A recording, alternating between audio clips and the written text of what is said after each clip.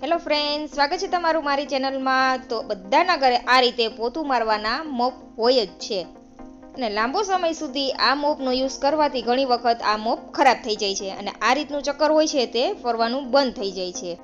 તો ચક્કર બંધ થઈ જાય તો આપણે એમ સમજીએ છીએ કે આ મોપ ખરાબ થઈ ગયું, આ મશીન આપણે ફેંકી દઈએ છીએ, પણ ભંગારમાં દેવા કરતાં આપણે તેને નવું રિપેર કરીને પહેલાં જેવું જ તૈયાર કરી શકીએ છીએ। તો આ મોપ કેવી રીતે રિપેર કરવું તે હું સિક્રેટ ટિપ્સ તમારી સાથે શેર કરવાની છું, તો વિડીયોના એન્ડ સુધી બનેલા રહેજો। તો પોતું મારવાનું મશીન આ મારું 5 વર્ષ જૂનું છે, તમે જોઈ શકો છો કેટલું ખરાબ થઈ ગયું છે, પણ આ 5 વર્ષ જૂના મશીનને પણ આપણે પહેલાં જેવું નવું લઈ આવ્યા હતા ત્યારે ચાલતું હતું તેવું બનાવીને તૈયાર કરીશું। તો આ રીતે ઉપરની રિંગ હોય છે આપણે તે સ્ક્રૂડ્રાઈવરની મદદથી આ રીતે હટાવી દેવાની છે। આસાનીથી તમે તેને રિપેર કરી શકો છો તમારી જાતે જ, આમાં તમારે કોઈની જરૂર નહીં પડે। તો આ પોતું મારવાનું મશીન મારું 5 વર્ષ જૂનું છે, તમે જોઈ શકો છો કેટલું ખરાબ થઈ ગયું છે, પણ આપણે એને એકદમ નવા જેવું કરીશું। તો આ રીતે આપણે બકેટનું હેન્ડલ કાઢી લેવાનું છે, પછી જે આપણે આ રાઉન્ડ હોય છે તેને પણ આપણે થોડું એવું પ્રેસ કરીશું એટલે તે આસાનીથી બહાર આવી જશે।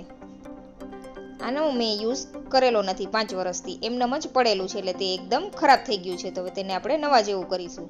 તો આ રાઉન્ડ ઉપર આ રીતનું એક બોલ જેવું હોય છે જેને આપણે પકડની મદદથી થોડું એવું ટાઈટ હોય છે જેને ખેંચી લેશું આ રીતે, જેની અંદર આ રીતનો બોલ જેવો લાગેલું હોય છે।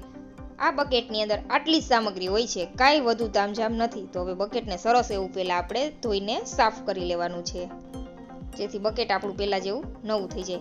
ઘણા લોકો આને ભંગાર સમજીને ફેંકી દેતા હોય છે, પણ તમે આને બજારમાંથી 1000-1500 રૂપિયાનું ખરીદેલું હોય છે, તો ફેંકવા કરતાં તમે ઘરે જ રિપેર કરીને સાલો સાલ ચલાવી શકો છો અને તમારી ખૂબ જાજી બચત પણ થઈ જશે। આવી સિક્રેટ ટિપ્સ તમને કોઈ નહીં જણાવે, તો વિડીયોના એન્ડ સુધી બનેલા રહેજો અને વિડીયો પસંદ આવે તો ચેનલને સબસ્ક્રાઈબ કરવાનું તો ભૂલતા જ નહીં અને આ વિડીયો તમારા ફ્રેન્ડ્સ અને ફેમિલી મેમ્બરમાં શેર કરી દેજો, જેથી જેનું પણ બકેટ ખરાબ થઈ ગયું હોય તે લોકો પણ આસાનીથી ઘરે રિપેર કરી શકે। તો સબસ્ક્રાઈબ કરવાનું તો ભૂલતા જ નહીં। આવી જ અવનવી ટિપ્સ આપણે ચેનલ ઉપર લઈને આવતા હોઈએ છીએ, તો તમે જરૂરથી સબસ્ક્રાઈબ કરી લેજો। તો અહીં આપણે બકેટને સારી રીતે વોશ કરી લીધું છે, હવે તેને આપણે કોરું કરી લેવાનું છે કાપડની મદદથી। તો વિડીયો ધ્યાનથી જોજો એટલે તમને પૂરેપૂરી માહિતી સરસ એવી સમજાઈ જશે, અને જો કોઈ વસ્તુ ન સમજાય તો મને કમેન્ટ કરીને જરૂરથી જણાવજો। તો આ વિડીયો ધ્યાનથી જોજો અને પૂરેપૂરો જોજો, જરા પણ સ્કીપ ન કરતા। જો વિડીયો સ્કીપ કરી દેશો તો ઇમ્પોર્ટન્ટ પાર્ટ હશે તે તમે ભૂલી જશો અને તમે પરફેક્ટ રિપેર નહીં કરી શકો। તો આપણે બકેટને સરસ એવી કોરી કરી લીધેલી છે। તો હવે આવે છે મેન સિક્રેટ ટિપ્સ। બકેટને આપણે જ્યારે પણ પોતું કરી લઈએ ત્યારે તેને ધોઈને સારી રીતે સૂકવી દેવાની છે। જો ભીનીને ભીની રહેશે તો જે આ રીતની રિંગ છે તેમાં કાટ જામી જશે, તેને લીધે આ બકેટ ખરાબ થઈ જાય છે। આ રીતનું ઓઇલ તો બધાના ઘરે હોય જ છે, કોઈ પણ ઇલેક્ટ્રિક વસ્તુ ખરાબ થઈ ગઈ હોય તેની અંદર આપણે આ રીતનું ઓઇલિંગ કરતા હોઈએ છીએ, તો બધાના ઘરે આ રીતનું મળી જાય છે ઓઇલ। તો તે 2-3 ટીપા આપણે ઓઇલના આ હોલની અંદર રાખી દેવાના છે અને તેના ઉપર આ રીતે આપણે બોલ સેટ કરી દેવાનો છે। બોલ ઉપર પણ આપણે થોડું ઓઇલ લગાવી દેવાનું છે અને સરસ એવો તેને આ રીતના ફિટ કરી દેવાનો છે। પછી તેના ઉપર આપણે આ રીતની ગોળ જારીને સરસ ફિટ કરી દઈશું અને ઉપરથી આપણે રિંગ લગાડી દઈશું। તમે જોઈ શકો છો આપણી જારી પહેલાં જેવી સરસ એવી ફરવા લાગેલી છે। બસ આ જ એક સિક્રેટ ટિપ્સ છે।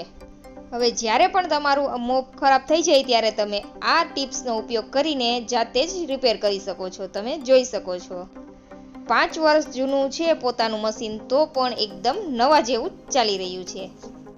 તો આપણે મોપ પણ બદલી લેશું। અહીંયા તમે જોઈ શકો છો પહેલાં આ ચક્કર જરા પણ ફરતું નહોતું, પણ આપણે તેની અંદર ઓઇલ કરી દીધું છે એટલે એકદમ સરસ એવું ફરવા લાગેલું છે। તમે જોઈ શકો છો જેવું નવું લઈ આવીએ અને ફરતું હોય તેવું જ આ ચક્કર ફરે છે। આ મશીનને તમારે લાંબો સમય સુધી સાચવી રાખવા માટે તમારે જ્યારે પોતું પતી જાય પછી તરત સાફ કરીને તેને સૂકવી દેવાનું છે। તેની અંદર પાણી ન ભરેલું રહે તે વાતનું ખાસ ધ્યાન રાખવાનું છે। જો તેમાં પાણી ભરેલું રહેશે તો તે બોલ હતો તેની અંદર કાટ આવી જાય છે। કાટ આવી જવાના કારણે જ આ ચક્કર ખરાબ થઈ જાય છે।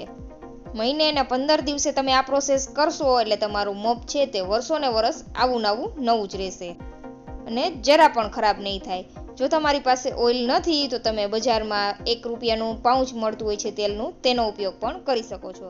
તે ન હોય તો ઘરમાં આપણે જે કુકિંગ ઓઇલ